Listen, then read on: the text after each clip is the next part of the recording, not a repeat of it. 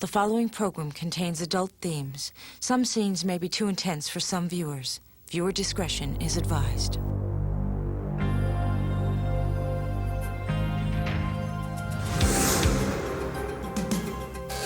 What happens when a man trained as a police officer, the very person sworn to protect us, takes justice into his own hands?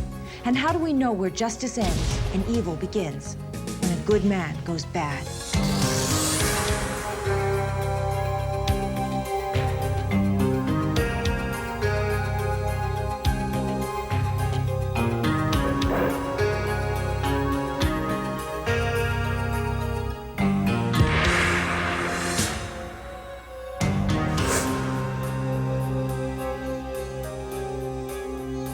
Anybody that would get in his way, he would eliminate.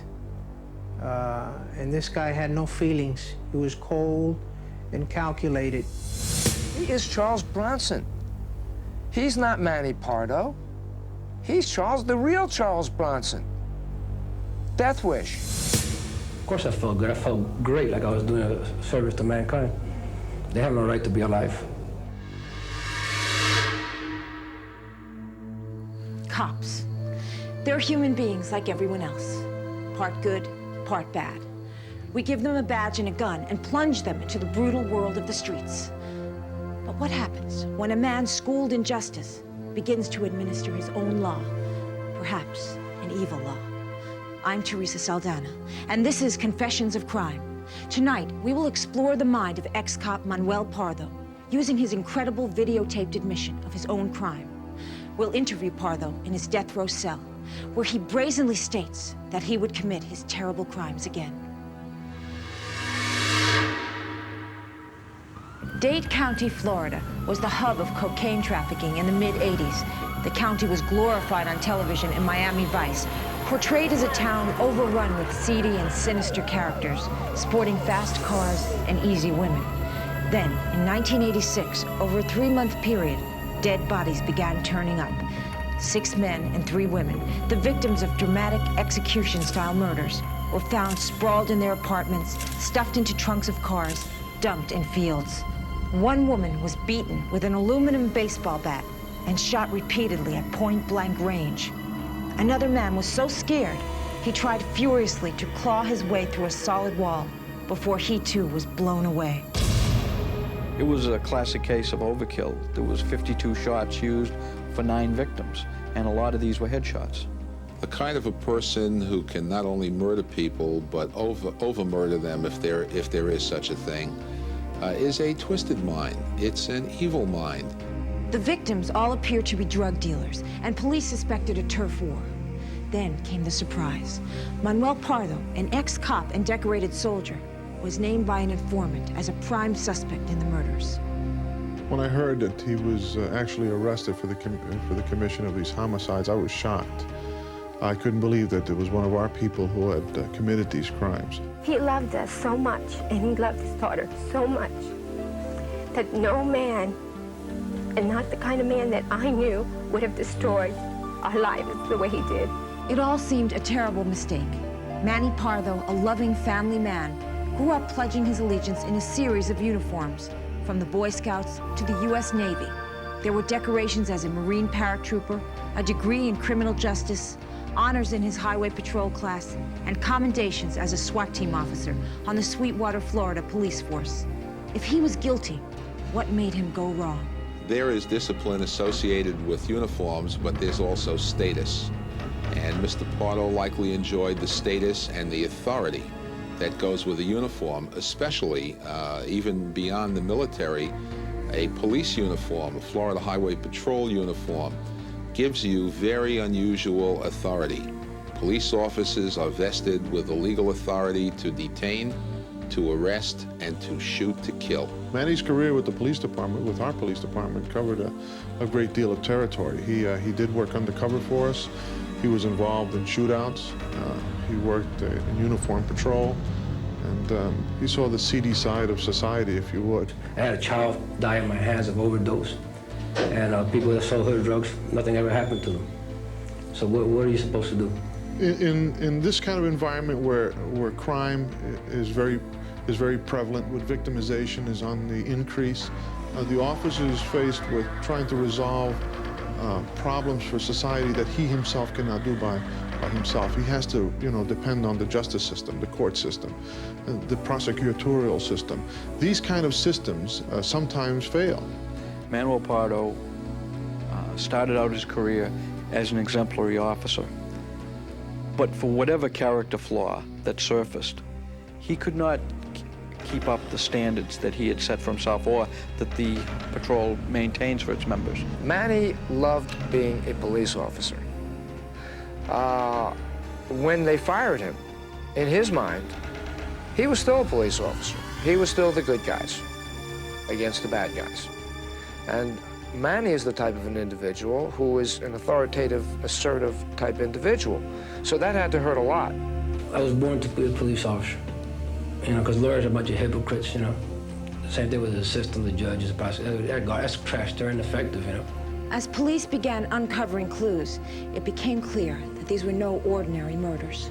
Why would Manny Pardo go against everything his life had stood for? Was this just the story of a vigilante who had given up on the law? Or was Pardo protecting a much deeper secret? Stay with us. Manny Pardo put up a strong defense at his trial. He claimed the daily horror of his job had made him snap. He'd seen the terror in the eyes of victims, and he'd watched while drug dealers ruled the barrios and made a mockery of the courts. Manny Pardo claimed that he knew how to make a difference, and so he embarked on a one-man campaign to sweep the streets of criminals. I killed each and every one of these individuals because they were drug dealers. They are element, and I object to the word kill these people, because when you say kill, you're denoting a human being. And these, to me, were not human beings. These were people that live off the misery of other people. They're parasites and they're leeches, and they have no right to be alive. He is Charles Bronson. He's not Manny Pardo. He's the real Charles Bronson. Death Wish. Everybody, you know what amazes me? Everybody watches that film and they love it. When is Death Wish 2 coming? When is Death Wish 3 coming? Because they think the guy's fabulous. His family gets raped, he goes out, he takes care of his problem.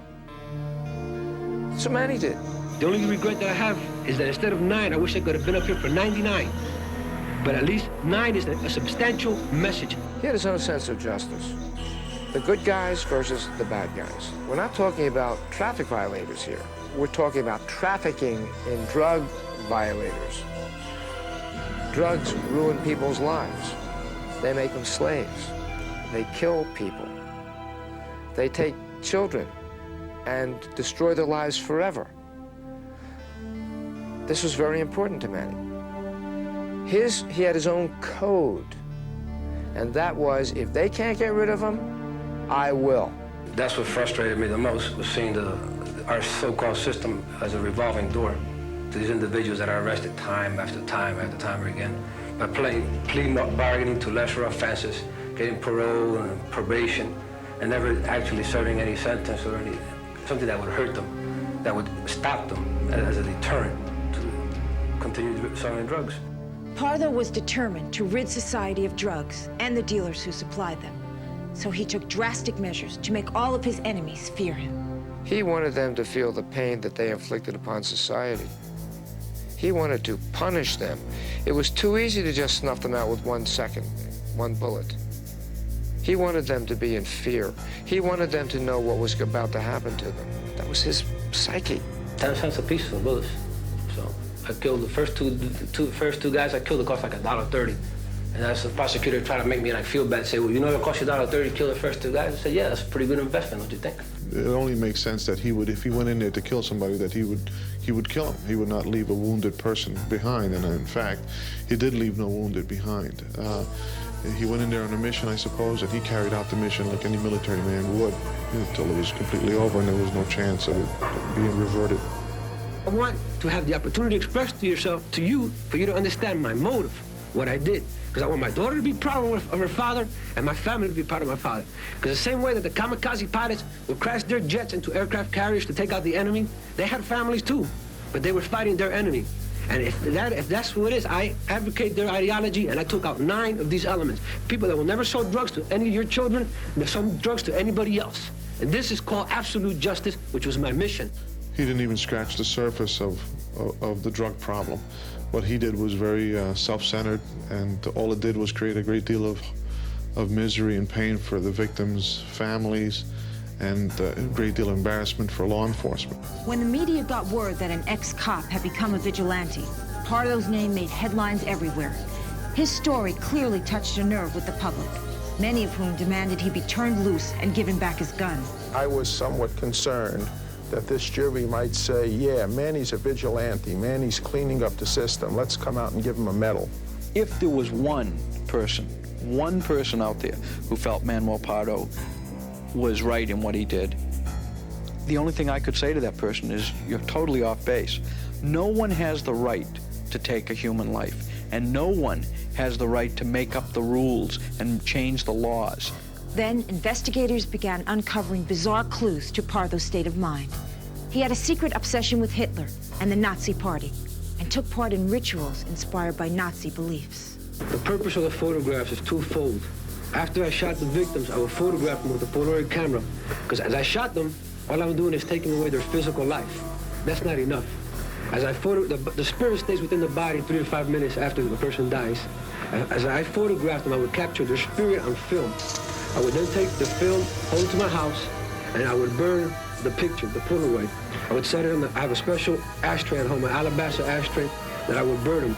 And as I burned them, I dictated and I sent their souls to the eternal fires and damnation of hell for the misery that they caused on the earth while they were alive. But he told the jury that he agreed with some of Adolf Hitler's views, not all of them, but that sort of turned off the Jews and the blacks on the jury when he said that. There was a lot of types of people that Manny didn't like. He didn't like gay people. He didn't like people even if they casually used narcotics. He didn't like black people. He didn't like Jews. And he believed that Hitler was correct by killing all of those people that he did in the Holocaust.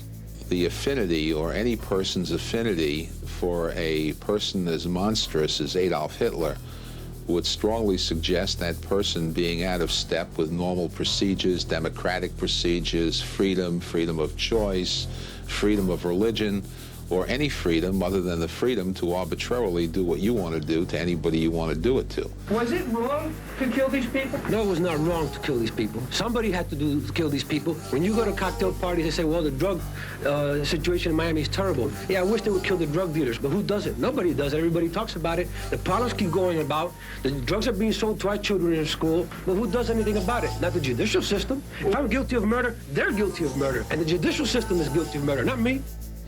Manny Pardo had argued a forceful defense at his trial. But was he telling the truth? Was Pardo playing out a movie in his head in which he was a vengeful character dispensing justice? Or was there a different reason, an evil motive behind his gruesome murders? Stay with us. Pardo insisted he was sacrificing his own life to eliminate drug dealers, a sacrifice he said he would gladly make again.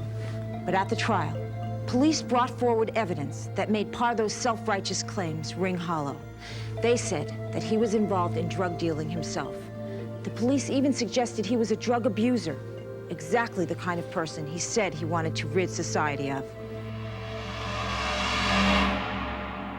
Manny Pardo is either a sociopathic lone ranger who believes truly in his twisted mind that he's made the world a better place to live, or he is simply a calculated killer motivated by greed and avarice. And I'm not sure I know which. And I look at him and I see a liar. I see a person who's trying to pull a scam on the community and on the victims' families, and I don't believe him for a moment, and I don't think that he believes himself when he's saying these things. When the evidence was presented in court, both his testimony and the physical evidence, it became rather apparent that he was not a vigilante. There was an entry in his diary book, which was found in his apartment pursuant to a search warrant, which had an indication that he had sold one block for $20,000, which he kept 10,000 and he gave a partner of his 10,000. When he took the stand and said that he was not a dope dealer and that he hated dope dealers and that they deserved to die, I asked him why this entry was in his book. A block is one of the many slang terms for a kilo. And I said, this entry sort of indicates that you sold a kilo of cocaine for $20,000. And his answer, I believe, just blew his whole defense out of the water.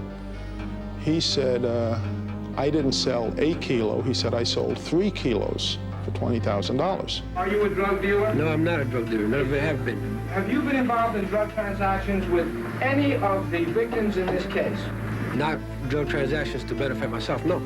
I think Manny started out as a gopher or a worker for Ramon Alvaro, delivering drugs and or delivering money to conclude transactions that Alvaro had set up.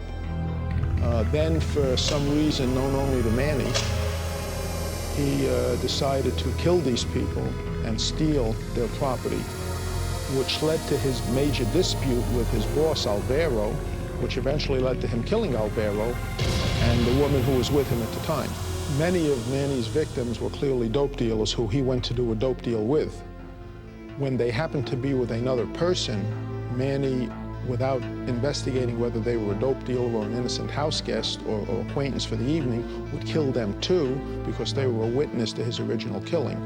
I know when my sister had the autopsy, there's no drugs in her system. None at all. It's there for the records. I say I don't care. For me, it's yesterday when I find my daughter. Because I find my daughter. When I see my daughter, I want to go crazy. Because they got 5 show gun chop in the head. And no have a teeth. The mouth is one whole black.